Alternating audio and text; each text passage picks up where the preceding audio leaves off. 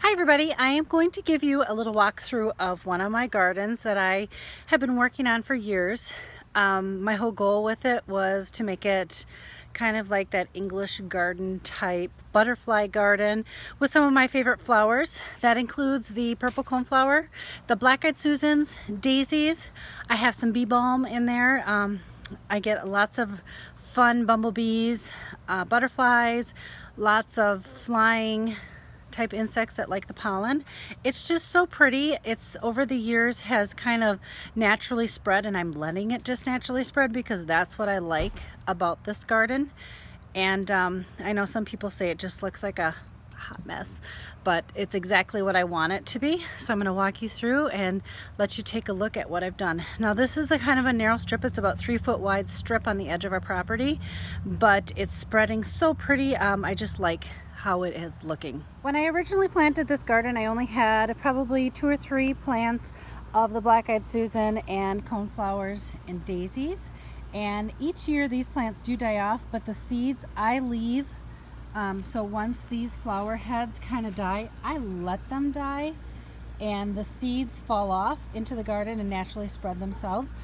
So it's kind of become its own little area. Like I said, this isn't a big wide walk-through garden. It's an edge garden, so I can walk on the side of it, but it's about 3 foot wide, maybe 4 feet wide. And like I said, I've naturally let it spread. These are some of my favorite flowers. I get a lot of honeybees, bumblebees, bees that are not dangerous to you. The honeybees are not going to sting you unless you're really bothering them. I get butterflies. It's just so pretty along here. Coneflowers, the purple coneflowers are my favorite. I have a lot of those coming up. And I've got different varieties. These are kind of the drooping head ones, whereas over here, they're more upright, kind of like a daisy. I've got black-eyed Susans. Got some lilies mixed in here. These are just some daylilies. They're kind of a salmon pink color that I just really love. Those really spread too.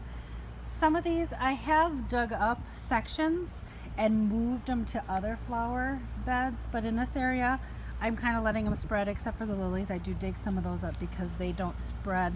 They just spread amongst themselves from their crown. Got some pretty daisies. I love daisies. That was my mom's favorite flower, so it's kind of become one of my favorite flowers. And then I've got some bee balm.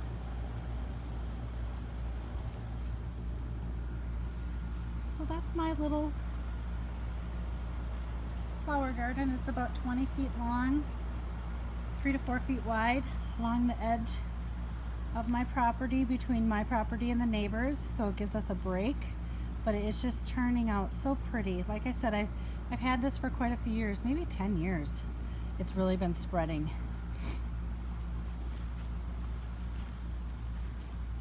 When I started this, we have very sandy soil.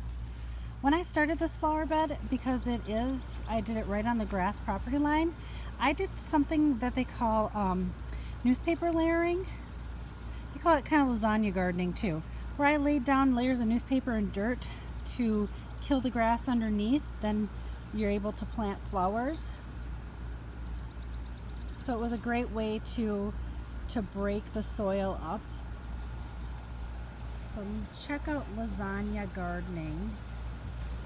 And you're able to put layers of newspaper and dirt, kill the flower or kill the grass underneath, and start your garden beds on that. Like I said, it's on the edge of our lawn, and it created just a nice border garden.